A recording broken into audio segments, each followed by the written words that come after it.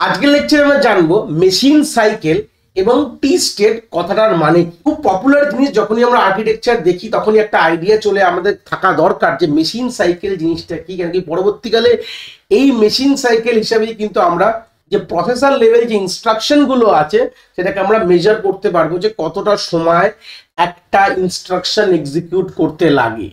তো আমরা এখান থেকে একটা ডেফিনেশন তো আমি এক্ষুনি বলেই দিলাম বাংলা ভাষায়, যে মেশিন সাইকেল মানে কিছুই না, যে একটা যে ইনস্ট্রাকশন আমাদের সিপিইউ কে এক্সিকিউট করতে যে সময়টা নেয় সেটাকে আমরা বলি মেশিন সাইকেল। দেখো এখানে সিম্পল কথা আরো ভাঙিয়ে বলা আছে, এটাকে বললে আরো ক্লিয়ার হয়ে যাবে যে machine cycle refers to the steps perform by the computer processor for the execution of each machine language instruction. মানে মেশিন ল্যাঙ্গুয়েজ ইনস্ট্রাকশন কথাটা মানে কি, সিম্পল কথা তোমরা এটাকে কনজুগেট করে বলতে পারো যে মেশিন ইনস্ট্রাকশন বলতে পারো বা ইনস্ট্রাকশন বলতে পারো।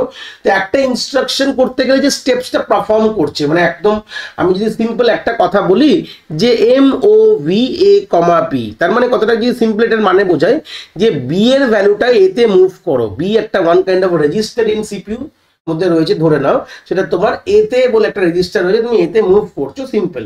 তো এই যে কথাটা বলেছে, এই কথাটা যখন মাইক্রো প্রসেসর আমরা যখন দিলাম, মানে এটা ইনস্ট্রাকশনটা আমাদের র্যামে রয়েছে, ওটা যখন প্রসেসরের কাছে আসলো, প্রসেসর এই ইনস্ট্রাকশনটা এক্সিকিউট করার জন্য যে স্টেপস বাই স্টেপস যে অপারেশন গুলো পারফর্ম করলো, টোটাল কতগুলো অপারেশন পারফর্ম করলো এই ইনস্ট্রাকশনটাকে এক্সিকিউট করার জন্য, এটাকে আমরা বলবো হচ্ছে মেশিন সাইকেল।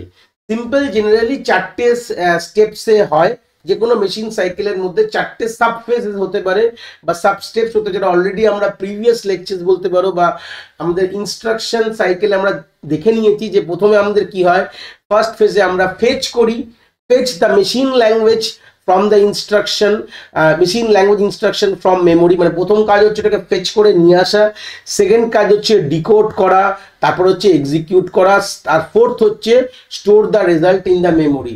এখানেও আমাদের বেসিক্যালি চারটে স্টেপ দিয়েছে, কিন্তু আমরা ইনস্ট্রাকশন সাইকেলে দেখেছিলাম যে আমরা অপারেন্টকেও রিড করছি। তো জেনারেলি বলতে পারো 4 থেকে 5খানা কিন্তু আমাদের মেশিন সাইকেল ইন ফিউচারে যখন আমরা স্পেসিফিক পড়াশোনা করব তখন কিন্তু আমরা দেখবো। বাট এখান থেকে মেজর ডেফিনেশন কি ক্লিয়ার করলাম, যে আমাদের একটা মেশিন ইনস্ট্রাকশনকে এক্সিকিউট করার জন্য যে স্টেপস পারফর্ম করে আমাদের সিপিইউ, তাকে বলা হচ্ছে, যতগুলো স্টেপস পারফর্ম করে যদি ডিনোট করি, গুণি, আঙুল দিয়ে যদি গুণি 1 2 3 4, তাহলে আমরা বলতে পারি যে চারটে মেশিন সাইকেল বা সিম্পল এগুলো সাব স্টেপ। তাহলে এখানে বলবো যে এতগুলো মেশিন সাইকেল লাগছে, এটাকেই আমরা মেশিন সাইকেল হিসাবে কিন্তু ডিনোট করতে পারি। সিম্পল যে প্রত্যেকটা যে স্টেপ পারফর্ম করছে সেগুলো কিন্তু one kind of a machine cycle. মানে সিম্পল কথা যে ফেচ করার জন্য, এটা পরবর্তীকালে স্পেসিফিক পুরোটাকে বলা হয় ফেচ সাইকেল বলা, ওটাকে ডিকোড সাইকেল বলা, ওটাকে এক্সিকিউট সাইকেল বলা হয়। ঠিক আছে, এইভাবে জিনিসটাকে কিন্তু আমরা বলতে পারি। তো এটার বেসিক তলায় কিছুটা ডেফিনেশন দেওয়া হয়েছে, দেখলে বুঝতে পারবে যে ফেচ কথাটার মানে কি, fetch machine language instruction from the memory, মানে এটাকে ফেচ সাইকেল অনেক সময় বলি।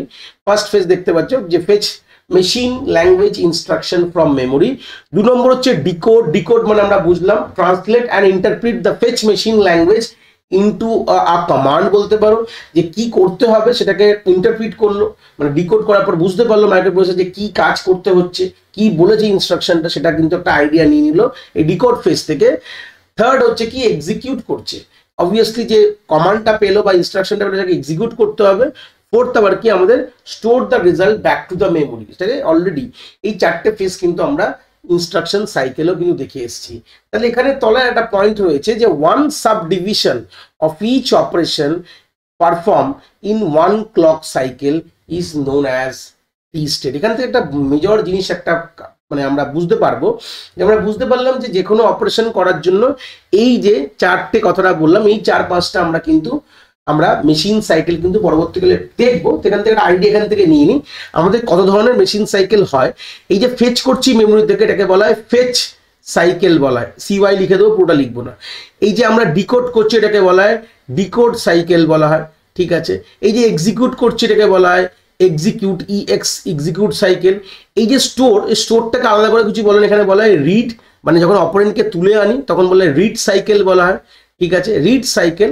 আর যখন অপারেন্ডকে রেখে দিয়ে আসি মেমোরিতে, যখন এক্সিকিউশন করার পর রেজাল্টটা রেখে দিয়ে আসি, এটাকে বলা হয় রাইট সাইকেল বলা হয়। ঠিক আছে, তো আমাদের হিসাব মতন আমাদের টোটাল এই 5টা মেশিন সাইকেল কিন্তু আমরা দেখতে পারি। ঠিক আছে, তো সেই সূত্রে প্রত্যেকটা মেশিন সাইকেল, ধরে না এই fetch machine cycle, decode cycle, execute cycle, read এবং রাইট। সিম্পল কথা বলি, তো আমরা অনেক সময় এই যে ফেচ, ডিকোড, এই এক্সিকিউট, এই তিনটেকে আর আলাদা করে আমরা করি না, এই তিনটেকে যোগ করে আমরা অনেক সময় অনেক বইতে বা ইন সিনারিওতে আমরা এটাকে ফেচ সাইকেল বলেও চালিয়ে দিই।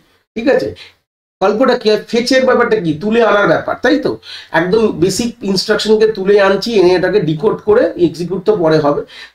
মেজরলি আমরা এটাকে ক্লাসিফাই করতে পারি, বাট যখন কোনো প্রসেসর লেভেল কথা বলবো তখন এই তিনটেকে যোগ করে আমরা একটা বলে দেবো যে ওটাকে শুধু ফেচ সাইকেল বলে।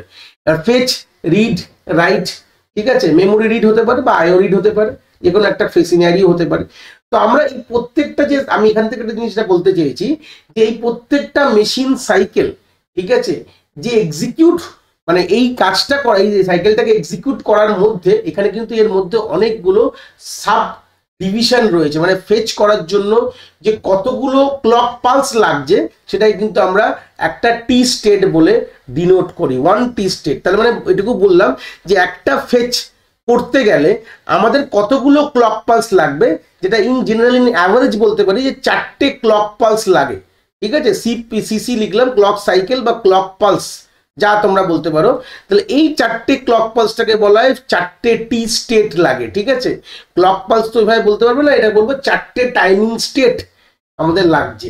একটা ফেচ মেশিন সাইকেল করার জন্য আমাদের 4টে ক্লক পালস লাগছে, মানে 4টে ক্লক পালসে কমপ্লিট করছে কাজটা। তো সেই সূত্রে এটাকে বলা হয় 4টি স্টেট। রিডে আমাদের 3টে ক্লক পালস লাগে, তাই জন্য 3টি স্টেট বলবো, আমি যেটা লিখে দিচ্ছি। রিড করতে গেলে আমাদের 3টে টি স্টেট লাগে, রাইট করতে গেলেও আমাদের কিন্তু 3টে টি স্টেট বা 3টে ক্লক পালস লাগে। মানে এই অপারেশনটাকে, এই মেশিন সাইকেলটাকে এক্সিকিউট করার জন্য আমাদের কিন্তু এতগুলো ক্লক পালস লাগছে।